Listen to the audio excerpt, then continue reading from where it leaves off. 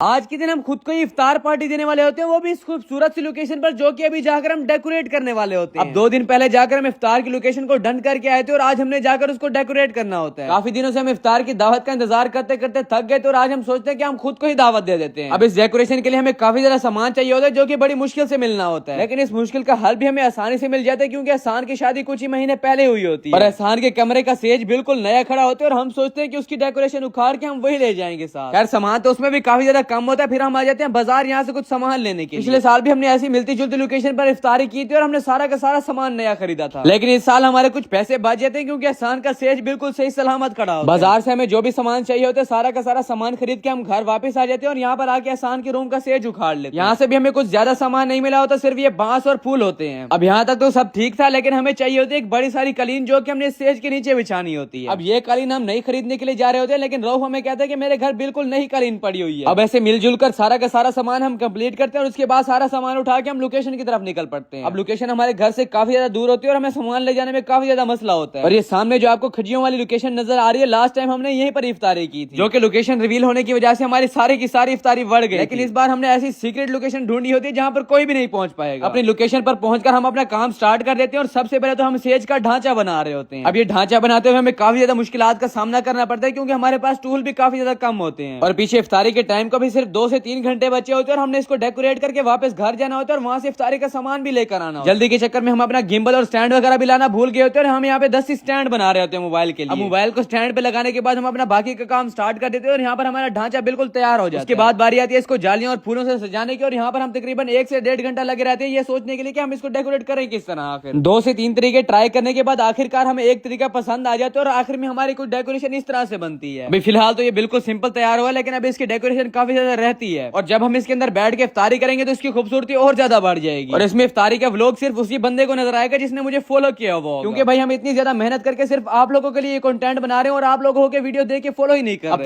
तकरीबन हमारे यहाँ पे डेकोरेशन कंप्लीट हो जाती है और उसके बाद हम नीचे टेबल और कलीन भी रख देते हैं। इस प्यारी डेकोरेशन का मैं आपको एक दफा 360 व्यू भी दिखा देता हूँ, ये चेक करो आप कितना ज्यादा खूबसूरत लग रहा है। अब जिसको भी इस डेकोरेशन के हवाले से कोई सवाल वगैरह करना है तो वो नीचे कमेंट के अंदर कर सकता है मुझसे। अब मैंने बिफोर और आफ्टर की एक सस्ती सी ट्रांजेक्शन बनाई है, वो भी आप चेक कर लो जरा। अब डेकोरेशन करने के बाद यहाँ से हमने घर वापस जाना होता है, इफ्तारी का सारा सामान लेकर आना होता है। पीछे इफ्तारी के टाइम को सिर्फ 1 से 1.5 घंटा बचा होता है और हमने सारा का सारा सामान लेकर भी आना होता है और यहाँ पर आके बनाना भी होता है उसको। जो हमारा फालतू का सामान बच जाता है उसको हम लेकर वापस घर की तरफ निकल पड़ते हैं। और आप लोगों को अगर व्लॉग पसंद आया हो तो लाइक एंड फॉलो लाजमी से कर देना। नेक्स्ट व्लॉग सिर्फ उसी को नजर आएगा जिसने मुझे फॉलो किया होगा।